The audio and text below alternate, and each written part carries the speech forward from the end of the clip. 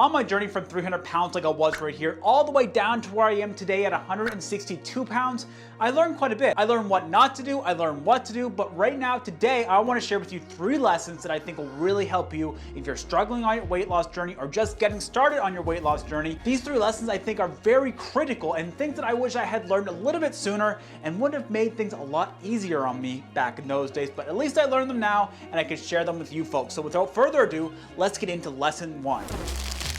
Seems like a decent way to kick off cheat day. I've been good all week on my diet, so what's a couple bags of cookie chips, right? Nothing wrong with that. Oh, how naive young Brendon was. Cheat days in themselves sound like a great thing. You suffer all through the week, Monday to Thursday, you're eating well, you're eating all your vegetables, and then on Friday, you go absolutely crazy. You can have whatever you want for breakfast. Go get a bunch of egg McMuffins and hash browns on the side. For lunch, why not go and get your favorite Thai food and put some extra soy sauce and all those sugary sauces on it. And then for dinner, have a big steak, have all that deep fried stuff, put it on top, and why don't you go drinking to top off the night? That sounds like a pretty good Friday. After all, you were good through the rest of the week. Why not? Well, the reality is, the name in itself, cheat day, is something bad. It's something that you shouldn't do. You're cheating on your diet. It's some like little mystical thing you can't do. It's like taboo. I'm having a cheat day today. And don't get me wrong, I was a big proponent of cheat days for a long time. For the first 6 months of my weight loss journey, I did cheat days every single week. But what I learned over that time is that cheat days are really detrimental to your progress. And if you don't do cheat days, not only will you lose weight faster, but you'll also learn to have a better relationship with food faster.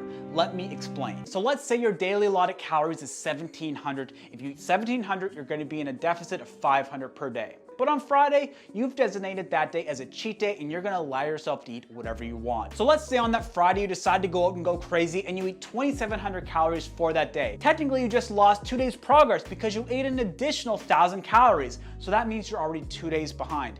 That does not mean that you're not in a deficit because you're actually in like a 2,000 to 2,500 calorie deficit still, regardless of that cheat day, but you're not gonna make the progress as fast as you'd like. And what that can do is really get on your confidence and make you think that the diet's not working, and then you'll give up because you're discouraged. But the reality is, it's because you're doing these cheat days and putting in those additional calories because calories don't reset every day. Calories are a lifelong thing, and just because you're eating in a deficit most days, it can be all ruined if you have a terrible day. And the other reason why I don't like cheat days is I think it creates a negative relationship with food. And when we're on these diets, that's what I really think we need to do. If we want long-term sustainable weight loss, we have to build a better relationship with food and overall better habits. And if we're having these cheat days and binge eating, it's really just saying to ourselves, hey, you can just wait till Friday and you're gonna just suffer through the rest of your life.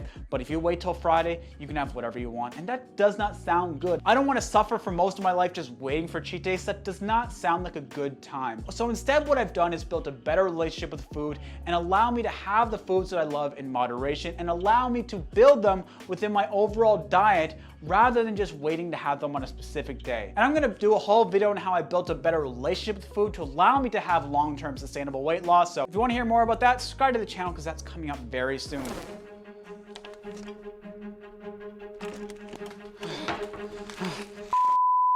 Now, back when I was first starting to lose weight, I thought that once I lost all the weight, my cravings, they'd go away forever and I'd never want to have any more chocolate. Brownies would literally be dead to me.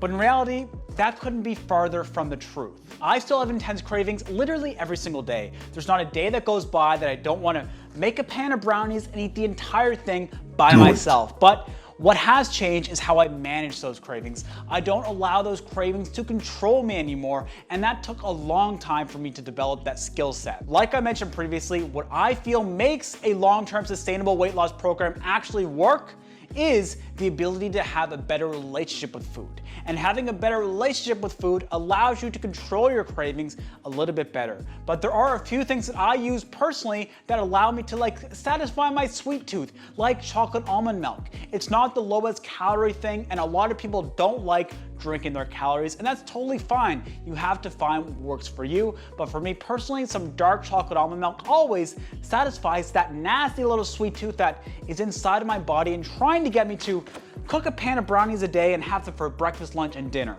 You are not gonna defeat me and control me anymore, sweet tooth. So that's something that I want you to be aware of. Don't think that cravings are ever gonna go away. Like some people online say that if you just get through the first month, you're never gonna have cravings and the diet gets so much easier. That is not true. In my experience anyway, it could be true for some people, but you have to learn how to have a better relationship with food, and that is what's gonna get you through those intense cravings. This next lesson is I learned to eat things that take time to eat so my brain registers what I've eaten. So with that in mind, the lesson I learned was I need to eat things that actually take time for me to consume so my brain registers that I've actually eaten, rather than just sitting there and eating a bunch of chocolate like you're seeing right here. That's just, it's so delicious, but it's just so many calories in almost no time. So some of my favorite things for this purpose are things like cereal. Yeah, it might be a little bit higher calorie, but it takes a long time to eat. So in the nighttime, I'll have a little bowl of Cheerios with some chocolate almond milk, satisfy my sweet tooth, and I take my time eating it. And by the time I'm finished that bowl,